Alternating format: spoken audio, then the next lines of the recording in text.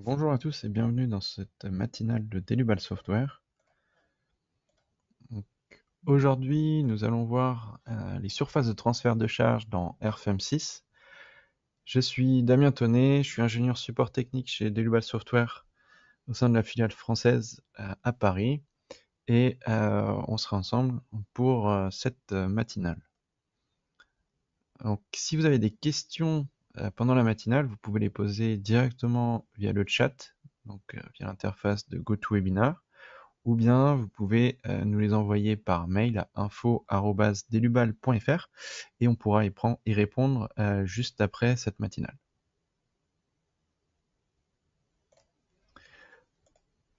Au niveau du contenu de cette matinale, nous allons voir dans un premier temps les surfaces de transfert de charge, le principe de fonctionnement, leur utilité. On va ensuite regarder tout ce qui est paramétrage. Alors, tout d'abord la partie direction de transfert de charge, ensuite tout ce qui est options et paramètres, les petites particularités que l'on peut avoir sur le réglage de ces surfaces de transfert de charge.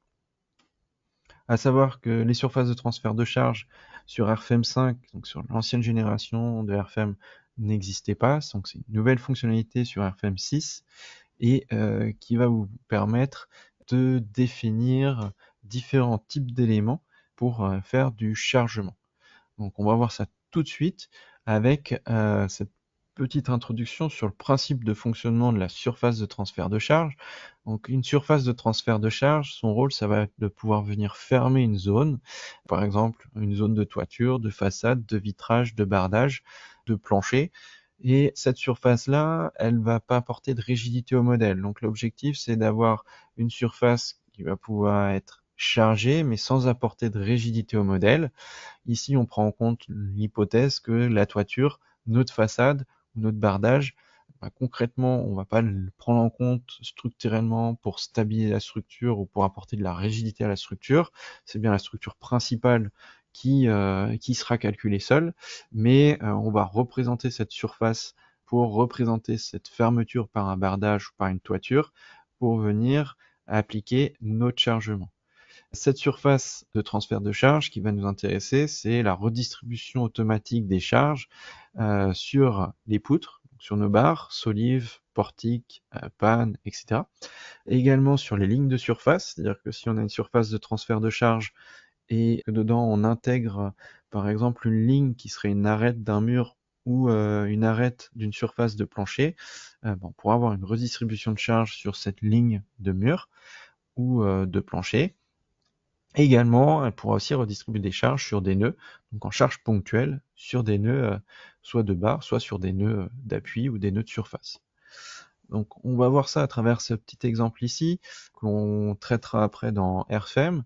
Donc le principe, on a ici notre charpente, on va venir définir ici en toiture des surfaces de transfert de charge. On va venir paramétrer ces surfaces-là pour spécifier dans quelle direction on porte et on distribue les charges. On va ensuite pouvoir venir appliquer nos charges surfaciques dessus, et après on va avoir une redistribution en charge linéique qui sera effectuée par le biais des surfaces de transfert de charge. Ce qui pourrait être également intéressant au niveau de ces surfaces de transfert de charge, c'est lorsque vous travaillez par exemple aussi avec Airwin. Dans AirFM, votre modèle, vous avez ici par exemple à gauche un exemple de structure où vous avez en rouge ici les surfaces de transfert de charge. Ces surfaces-là, elles vont permettre de venir fermer les parois de la structure. On a gardé ici quelques parois ouvertes, et quand vous allez basculer votre modèle dans la partie calcul pour récupérer vos résultats de vent via la soufflerie numérique Airwin, vous allez avoir une prise en compte de ces surfaces de transfert de charge. On peut le voir à droite où on a nos surfaces grises qui correspondent à nos surfaces de transfert de charge qui viennent fermer la structure. On a ici la zone ouverte où on peut voir que le vent vient s'engouffrer dans la structure. On a les effets par rapport à la présence des zones fermées, donc du vent qui vient circuler autour de la structure. Et ensuite, on va pouvoir, quand on récupérera nos résultats Airwin dans RFM, on va récupérer les pressions sur les surfaces qui seront après redistribuées sur nos barres. Et donc là, on a une autre utilité aussi sur ces surfaces de transfert de charge, dans le cas où vous travaillez éventuellement sur des modèles avec la partie soufflerie numérique et que vous avez besoin de fermer des zones de la structure. On va pouvoir voir plus en détail la partie surface de transfert de charge. On va basculer dans RFM et ici on va reprendre le modèle que l'on avait en illustration. Donc première chose, ça va être la définition de la surface de type transfert de charge. Donc là ici, on va voir la définition de la surface, c'est très simple, sur le même principe que tous les autres types de surface dans RFM. Donc vous pouvez utiliser la définition de surface soit rectangulaire, circulaire, polygone, ou sélectionner une de contour, c'est ce que l'on va faire ici, et on va venir spécifier le type de rigidité. Vous avez type de rigidité standard, sans épaisseur, rigide, membrane, sans traction de membrane, et là vous retrouvez transfert de charge. Petit détail, ici quand on est dans standard, on n'a pas d'onglet supplémentaire. Quand vous basculez sur transfert de charge, vous avez un onglet supplémentaire. On verra par la suite, c'est dans cette partie-là que vous avez tout ce qui est réglage de la surface pour le transfert de charge qui sont disponibles. On va pouvoir venir maintenant définir la surface, donc je valide et sélectionne les lignes de contour de notre surface. OK. Et on va pouvoir rentrer dans les détails pour la suite avec le paramétrage. Donc on va regarder dans l'onglet transfert de charge. Ici, vous avez une première partie, c'est catégorie, avec les directions de transfert de charge. Vous avez ensuite la partie distribution de charge. Ici, sur la partie direction de transfert, vous avez 4 options. Isotrope, méthode des éléments finis, par bande dans la direction X, par bande par rapport à Y, et puis dans la direction X et Y avec la méthode par bande. On va s'intéresser à la première méthode, isotrope par méthode des éléments finis, MEF, et ici vous êtes peut-être rendu compte que la partie graphique s'actualisait au niveau du schéma. Vous avez le principe de fonctionnement. On va l'utiliser, et puis après je repasserai sur un modèle pour vous montrer et vous expliquer tout ça via des résultats. Ici, vous avez donc dans un premier temps votre modèle. Vous avez ici la surface de transfert de charge en gris. Vous avez un chargement surfacique appliqué dessus. Et là, vous avez une barre qui est représentée. Donc là, l'idée, c'est que votre surface de transfert de charge redistribue sa charge sur cette barre-là. Le principe, quand vous êtes avec la méthode isotrope MEF, le logiciel va procéder en plusieurs étapes. Vous avez dans un premier temps donc votre modélisation. Le logiciel va ensuite, lors du calcul, faire un modèle intermédiaire où en fait votre surface de transfert de charge va être transformée dans une surface avec une rigidité élevée. Les éléments porteurs, donc là notre poutre, elle va être transformée en un appui linéique, donc en fonction du type d'élément. Là c'est une barre, donc c'est une ligne, ce serait un point, ce serait un appui ponctuel. Et cet appui-là, il est avec 6 degrés de liberté bloqué, donc ici sur un appui linéique infiniment rigide. Le principe, c'est que le logiciel va faire le calcul de ce modèle intermédiaire, donc avec une surface à rigidité élevée, un appui ici encastré. On va récupérer la force d'appui, ici, et cette force d'appui, en fait, c'est celle-ci qui va être réinjectée dans votre modèle pour venir l'appliquer sur votre barre. Donc la force d'appui ici, elle est transformée en charge linéique sur la barre. Donc ça, c'est la première approche avec la méthode isotrope MEF, et on va pouvoir basculer dans le modèle et voir comment cela se présente en résultat dans RFM. Donc ici, je vais venir appliquer une charge surfacique de 1 kN sur ma surface ici. Ici, j'ai bien la charge surfacique. Pour les surfaces de transfert de charge, vous avez une option ici, charge de surface de distribution. Ici, vous pouvez cocher dessus cette option. Et principe, vous devez pouvoir visualiser la distribution de la charge. Ici, on ne voit rien. La raison, c'est que, je vous ai dit, normalement, le logiciel doit faire un calcul intermédiaire. Pour cela, donc, je vais devoir lancer le calcul. Ça va lui permettre de générer le maillage de notre modèle, de notre surface, de générer en arrière-plan le modèle que lui va exploiter pour calculer les descentes de charge à transformer ensuite en charge de barre. Et ensuite, on a la réinjection des charges sur nos barres, avec le calcul de l'analyse statique qui est effectué évidemment. Donc là ici, on a la redistribution de notre charge surfacique appliquée sur nos barres. Au passage, on peut voir qu'on a des barres qui sont chargées. Alors celles-ci, on va pouvoir les désactiver du chargement. et je reviendrai juste après en détail sur cette distribution de charge. Donc pour désactiver les barres, je vais pouvoir aller dans transfert de charge, ici, et vous avez une option supprimer l'influence de barres parallèles, de lignes qui seraient parallèles à des lignes de référence ou de nœuds. Ici, vous allez donc pouvoir spécifier que vous souhaitez désactiver l'influence de ces barres-là. OK. Je valide. Donc là, bien sûr, comme j'ai changé les réglages de ma surface, la distribution de charge va être modifiée, donc il a écrasé les résultats, et je vais pouvoir relancer le calcul.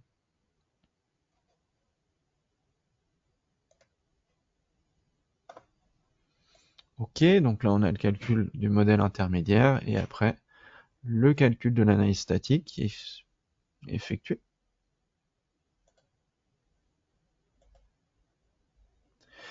Et ici, on voit donc maintenant les deux barres que l'on a désactivées n'ont plus d'influence sur la redistribution de charge. On peut visualiser ici notre chargement. Vous avez donc ici, par exemple, 0,67, 1,4, 0,72. Donc on va garder ces valeurs en tête pour comparer après avec notre modèle intermédiaire, qu'on va regarder juste après. On constate aussi qu'on a des charges dans le plan de la surface, donc dans la direction X, dans la direction Y. Ici, elles sont relativement faibles, mais on va pouvoir voir donc ce chargement dans le modèle intermédiaire. Donc je vais basculer sur mon deuxième modèle ici, et on va pouvoir visualiser ce qui se passe. Donc ici, j'ai mon modèle, j'ai la surface telle qu'on l'a modélisée, j'ai les lignes qui correspondent à mes pannes et à mes appuis sur portique. Comme on l'a vu dans le petit schéma, ces éléments-là sont définis comme des appuis rigides. Au niveau de la surface, ici, ce qui est fait en arrière-plan, en fait, ça reviendrait à ce qui est fait dans ce modèle-là. On aura une surface standard, mais avec une matrice de rigidité définie avec des valeurs assez élevées pour qu'on puisse avoir ici une surface relativement rigide. On n'est pas sur infiniment rigide, mais on est quand même sur des valeurs assez élevées en rigidité. OK. Et ici, quand on vient faire notre calcul, donc ce qui joue aussi sur la partie méthode isotrope MEF, ce sera aussi le réglage du maillage élément fini. Donc il y aura aussi intérêt de faire attention aussi à nos réglages de maillage. Et puis si on regarde ici la distribution, là j'ai affiché que la réaction sur Z, mais ici on retrouve nos résultats, 0,67, 1,39, tout à l'heure dans l'autre modèle on était à 1,4, 0,72. Donc au niveau des valeurs, on retrouve des valeurs assez proches, et les résultats qu'on trouvait en charge dans la direction X et Y correspondent en fait aux résultats que l'on a ici en PX, PY et PZ, qui sont ensuite réinjectés sur les barres en charge donc linéique sur nos barres. Et en charge variable, puisque là on voit bien qu'on a nos variations de charge qui sont considérées. Donc la méthode d'isotrope MEF, c'est une méthode qui va vous permettre d'avoir un chargement assez précis, et qui va permettre effectivement, dès qu'on est sur des distributions un peu particulières au niveau des géométries de surface ou même au niveau des chargements, d'avoir une meilleure précision sur la distribution du chargement sur les barres ou sur les points ou sur les lignes à charger. On va pouvoir basculer sur les autres exemples de modes de direction de chargement, de transfert de charge. Donc on va pouvoir aller dans la partie CC2 pour pouvoir illustrer cela. Je vais revenir donc sur le paramétrage de nos surfaces. Donc là, on a une charge variable, une charge surfacique variable. On va aller voir les réglages de transfert de charge.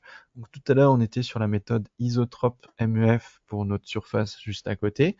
Et maintenant, on va pouvoir regarder les réglages par bande. Ici, on est sur un découpage de la surface en plusieurs bandes. X correspond à l'orientation, à la direction des bandes. Donc là, ici, on a des bandes dans la direction X de notre surface. Cette fois-ci, si je bascule sur Y, des bandes dans la direction Y.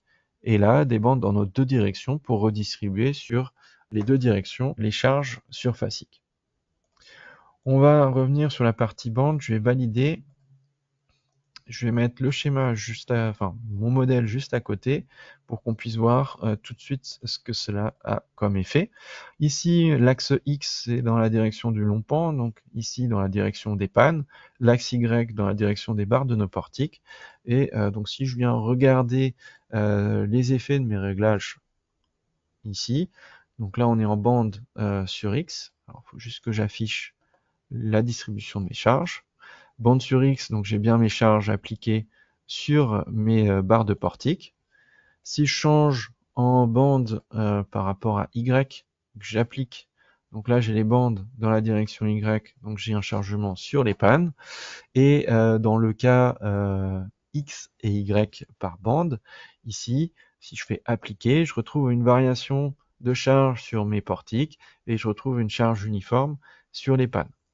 Alors, la méthode de chargement par bande, c'est une méthode par bande, comme c'est indiqué, mais c'est une méthode qui pourrait être légèrement différente de ce que vous pourriez avoir avec un autre outil qui existe dans RFM, qui est l'outil, l'assistant de charge, le transfert de charge surfacique en charge sur le bar, qui fonctionne là avec un autre mode de distribution, avec une méthode par les diagrammes de Voronoi, c'est une autre approche encore, mais la méthode par bande, elle, sera beaucoup plus adaptée, beaucoup plus précise, dans le cas où on aura des charges ponctuelles, des charges linéiques qui s'appliquent sur nos surfaces, mais également dès qu'on a aussi des charges par zone qui s'appliqueraient par exemple sur des zones spécifiques. On verra tout à l'heure, on a une partie avec des chargements libres, avec des charges concentrées, mais charges surfaciques concentrées dans certaines zones. Ce sera plus adapté à ce niveau-là. Et après, évidemment, on pourra aussi utiliser la méthode isotrope MEF si on veut vraiment des charges variables qui soient bien redistribuées en charges variables sur nos barres. Ici, je vais revenir sur la méthode par bande par rapport à X et on va pouvoir continuer sur plus en détail les paramètres supplémentaires qui existent. Donc notamment la partie distribution de charge. Donc je vais faire juste appliquer. Et ici, vous avez une distribution de charge variable. Donc là, on voit bien, on a notre charge variable. Et vous pouvez aussi avoir une distribution uniforme.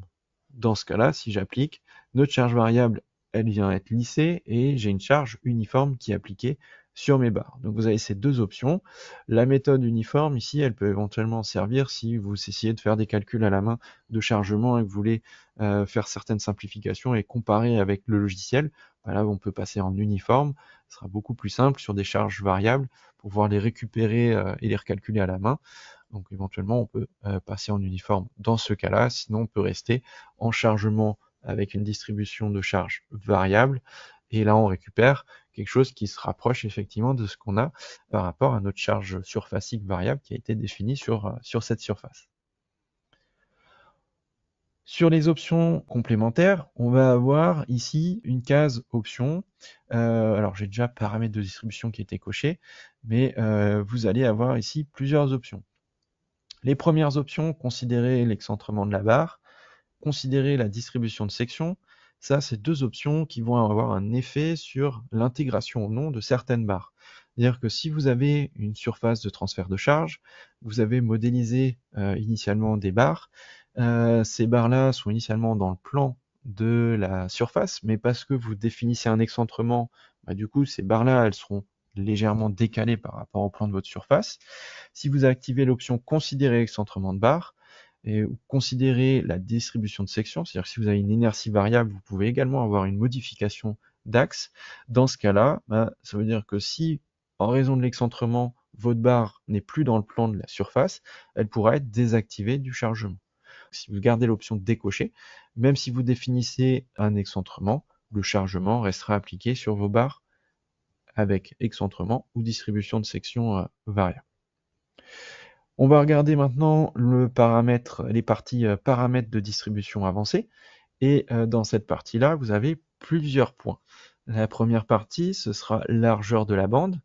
La seconde, ce sera facteur de lissage. Et puis vous avez également le nombre minimal de bandes sur la surface. Ces trois premiers points vont avoir un effet sur les bandes et sur les résultats redistribués sur vos barres. Ici, au passage, on peut revoir les bandes qui sont bien représentées sur le petit schéma. On va commencer par la partie largeur de bande. Ici, je vais pouvoir venir modifier mes réglages et voir l'effet que cela aura sur notre chargement. Donc là, on est sur une largeur de bande assez petite, à 10 mm, donc 1 cm de bande de largeur de bande. Si je passe cette bande à 10 cm, donc 100 mm, et que je fais appliquer, on peut voir dans notre modèle un petit changement. Je vais aller voir pour qu'on puisse un peu plus zoomer sur ce qui se passe. Et ici, on peut voir que, en fait, on a bien la représentation de nos bandes, ici.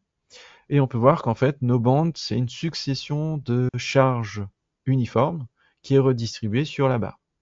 Donc les bandes ici, par rapport à ce qu'elles reprennent comme charge, elles redistribuent sur les appuis des charges uniformes. Et là, on a la variation de charge uniforme tout le long pour chaque bande. Si je reviens dans les paramètres de notre surface, on a ensuite vu la possibilité de jouer sur un facteur de lissage. Ce facteur de lissage, si je le remets à 0,001, ok, c'est le réglage minimal que je vais appliquer. Cela ne change pas grand-chose par rapport à mon facteur que j'avais précédemment. Par contre, si je viens modifier le facteur et que je l'augmente, par exemple à 0,5,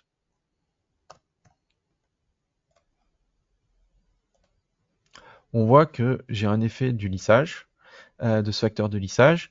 J'ai plus mon crénelage avec une succession de charges uniformes, mais là j'ai bien une charge variable qui est appliquée. Donc là ici je vais pouvoir jouer sur ma largeur de bande, et là je vais pouvoir jouer sur un facteur de lissage pour pouvoir venir convertir en fait mes charges uniformes linéiques en charges variables. Ok. On va pouvoir continuer et je vais juste revenir sur ce paramètre-là. Je vais revenir sur un réglage à 0.001 et on va venir jouer maintenant sur le nombre minimal de bandes sur la surface. Au niveau du nombre minimal de bandes, donc ce sera un des critères qui va gérer notre surface de transfert de charge. Ici, si je reviens sur cet affichage-là, je dois avoir à peu près 21 bandes de chargement. Je vais pouvoir jouer sur ce critère-là. Mais première chose sur laquelle je vais essayer de jouer, c'est sur la largeur de bande. Donc là, je vais passer sur une bande de 1 mètre. Je vais faire appliquer. On voit qu'ici, ça ne change pas grand-chose. Je suis passé de 21 à 20 bandes. Pourquoi? Parce que mon critère minimal du nombre de bandes, c'était 20. Donc du coup, les 100 mm de bande ne peuvent pas être appliqués. Donc après, ce que je peux faire, c'est réduire le nombre de bandes minimal. Ici, je peux faire appliquer. Et de ce fait, maintenant, j'ai 5 bandes qui sont générées pour ma surface. Donc vous avez cette possibilité-là aussi sur le nombre de bandes.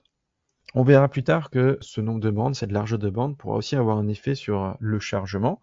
Après ici, sur mon chargement sur mes barres, notamment, je peux remettre le facteur à 0,5. Ça ne va pas changer grand-chose. Je retrouve ma charge qui est appliquée ici.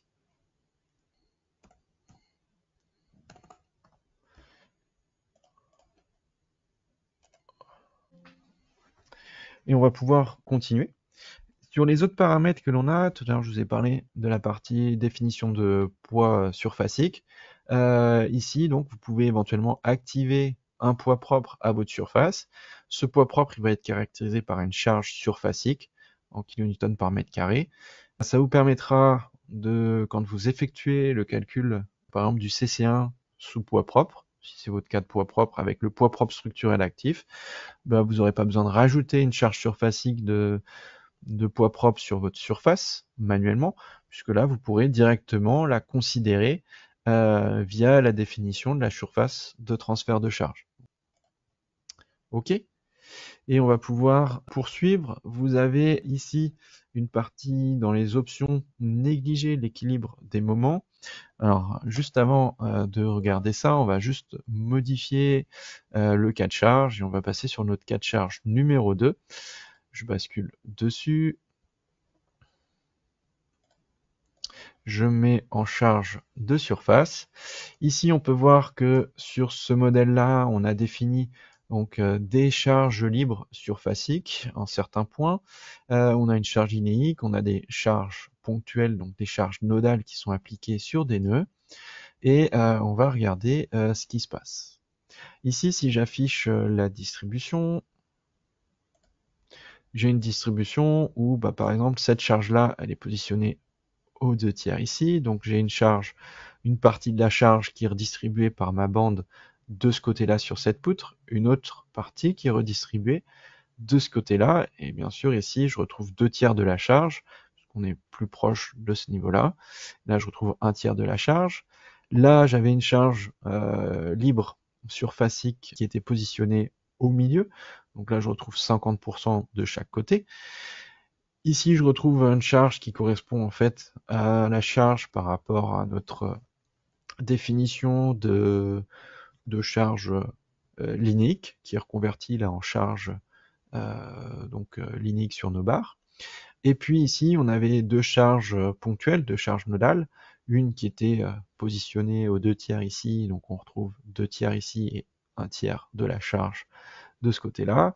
Et puis ici, on retrouve une charge qui était positionnée au milieu, et du coup, je retrouve une distribution 50-50 de chaque côté. Ce qui va nous intéresser maintenant, c'est de regarder l'influence de l'option négliger l'équilibre des moments. Donc je vais revenir sur l'affichage des paramètres de notre surface de transfert de charge. Et ici, je vais venir activer l'option négliger l'équilibre des moments. Appliquer. On voit qu'ici, le chargement change. Et qu'est-ce qui se passe? C'est que quand je désactive l'équilibre des moments, en fait, toutes les charges qui sont, donc si je prends ma travée ici, pour ma surface de transfert de charge pour cette zone-là, et bien, si je coupe ma travée en deux par rapport au milieu, toutes les charges qui seront du côté droit seront redistribuées sur l'appui du côté droit, et toutes les charges qui seront du côté gauche seront redistribuées sur l'appui du côté gauche. C'est ce qu'on peut voir ici. Donc en désactivant l'équilibre des moments, ici on retrouve 100% de notre charge par rapport au chargement surfacique qui est rebalancé de ce côté-là. Ici, on est au milieu, donc on a un équilibre, on a 50-50 de chaque côté. La charge linéique a été plus importante de ce côté-là, mais on avait une partie ici, donc du coup on a un chargement qui est bien là et un autre qui est ici. Et par contre, on peut voir que pour les charges ponctuelles, cela n'a pas changé.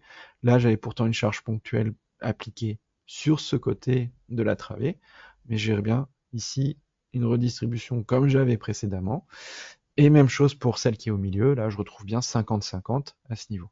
Donc l'option négliger l'équilibre des moments va avoir un impact notamment sur les charges surfaciques, et dès que l'on vient désactiver donc cet équilibre des moments, dès qu'on vient négliger l'équilibre des moments, on simplifie le mode de redistribution, et du coup on vient diviser nos bandes de chargement pour que tout ce qui se passe d'un côté soit retransféré de ce côté, et tout ce qui se passe de l'autre soit retransféré sur les appuis les plus proches ici. Donc, si je reviens avec l'option, je désactive l'option négliger l'équilibre des moments, je refais appliquer, ici je vois bien que j'ai de nouveau une redistribution par rapport à ma bande de chargement qui est bien avec un équilibre où j'ai ici 0,33 et 0,66. Donc ça c'est la petite particularité par rapport à l'option négliger les moments ici. On va pouvoir poursuivre et on va regarder maintenant l'intégration notamment de nœuds ou de lignes, et on va pouvoir également voir aussi l'impact que cela peut avoir. Donc pareil ici, tout à l'heure je vous disais, ces paramètres-là ici vont aussi avoir un impact sur le chargement. Ici on est sur des bandes de 1 mètre, donc du coup on a un chargement qui est redistribué en charge linéique sur nos deux barres pour cette zone-là. Si je redistribue juste je modifie ce paramètre-là, je reviens à 10, et que je fais appliquer, on peut voir que là, j'ai le chargement que j'avais en charge linéique, là, est reconverti en charge ponctuelle pour cette zone-là. Donc, la précision de la largeur de bande va aussi avoir un impact sur la charge qui sera redistribuée sur la zone d'appui. On repart sur une bande assez large, comme ceci. Et on va regarder maintenant la définition d'appui et voir ce que cela a aussi comme effet. Donc là ici, sur la surface de transfert de charge, vous allez pouvoir considérer par exemple ici un appui linéique. Dès que vous avez un élément qui peut être considéré comme porteur, bah, le logiciel va venir faire une redistribution des charges. Donc là, j'ai une redistribution avec la prise en compte de l'appui linéique. Cette ligne-là, ça pourrait être aussi une ligne d'un voile béton qui serait en dessous.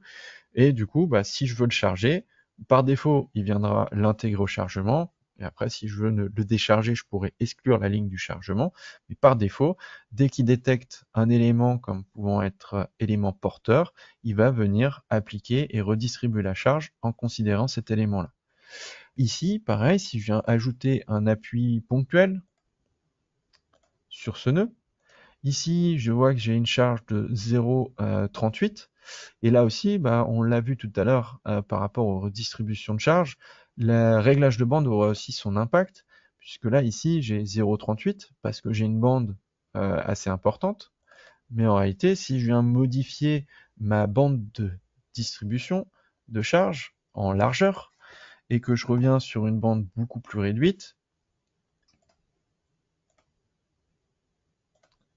ici, bah, on voit que je réduis largement mon chargement et également bah, je modifie et je reprends aussi des chargements linéiques sur mes arbres. Tout à l'heure, on avait vu que ça avait changé en charge ponctuelle parce que du coup, la bande faisait que mon nœud ici était beaucoup plus chargé. Mais ici, on a possibilité de jouer sur ces réglages de bande. Donc sur les surfaces de transfert de charge, vous avez donc, on va dire deux méthodes possibles. Méthode isotrope MEF, dans ce cas-là, c'est la méthode par élément fini qui gère directement votre distribution de charge, ou la méthode par bande. Et dans ce cas-là, vous avez éventuellement la main pour gérer la largeur de vos bandes. Et on a vu, la largeur des bandes peut avoir un impact sur votre redistribution de charge. Et puis pour finir, donc on va pouvoir regarder d'autres points, notamment ici, donc on est sur une surface de type transfert de charge, mais sachez que même quand vous êtes avec des surfaces standards, vous avez éventuellement la possibilité de considérer le fonctionnement comme transfert de charge. Ici, vous avez possibilité d'activer le transfert de charge. Ça vous permet éventuellement, dans un modèle où vous voulez considérer une surface avec sa rigidité par rapport à son épaisseur, par rapport à un matériau, vous pouvez la considérer comme un diaphragme en fait semi-rigide. En revanche, à partir du moment où vous activez le transfert de charge, la surface va fonctionner comme une surface de transfert de charge et la redistribution des charges sera faite directement sur les éléments porteurs. Toujours dans les surfaces de transfert de charge, ici vous avez également la possibilité d'activer un facteur de distribution de charge. Alors, je n'ai pas fait attention, j'avais gardé actif sur mon modèle, mais ici vous avez possibilité d'activer ce facteur de distribution de charge. Ça vous permettra ici d'avoir un onglet supplémentaire pour pouvoir venir définir ici un facteur de distribution. Celui-ci, vous pouvez l'appliquer donc sur une barre. OK, lui appliquer un facteur à 1.4 par exemple, et de cette façon-là, vous allez pouvoir venir amplifier votre charge.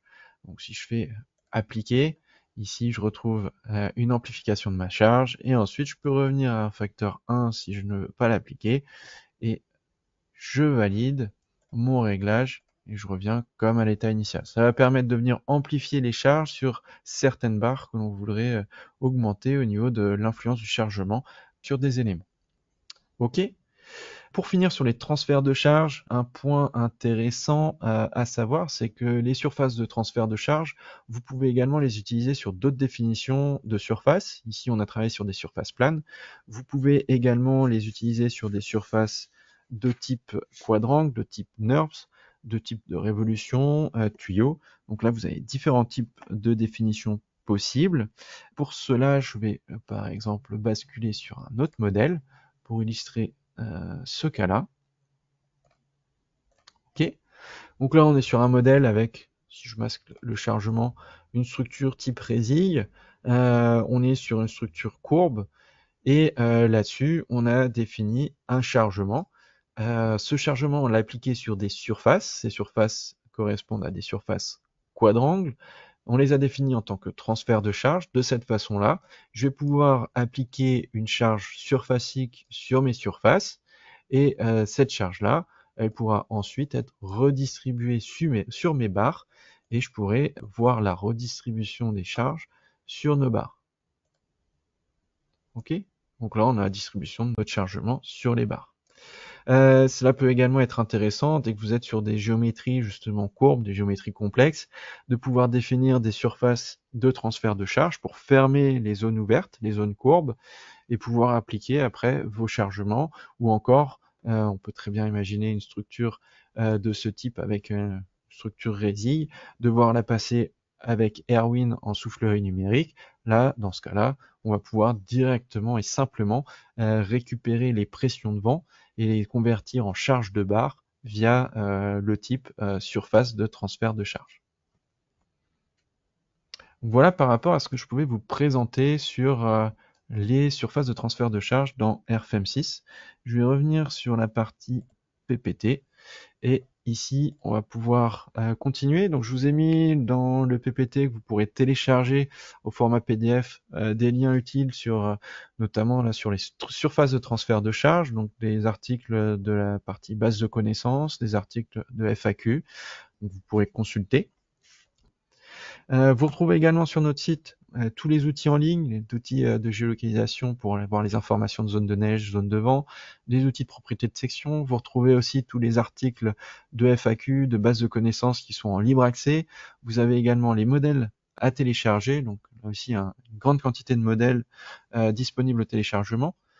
Vous retrouvez également sur nos chaînes YouTube et sur notre site internet toutes nos vidéos, donc les vidéos tutoriels, les vidéos de présentation, de webinaires, de nos précédentes matinales. Vous pourrez les reconsulter soit sur YouTube, soit sur notre site. Vous avez également accès à la boutique en ligne via le site de Delubal Software. Et si ce n'est pas déjà fait, vous pouvez tester le logiciel. Vous avez accès à une version d'essai de 90 jours. N'hésitez pas à la demander via notre site. Je vous invite également à vous inscrire à notre newsletter. Vous pourrez retrouver ça sur la page principale du site de Delubal Software sur delubal.fr.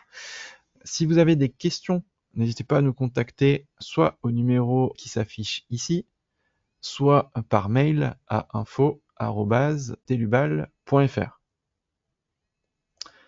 Donc je vous remercie pour votre participation et je vous dis à bientôt.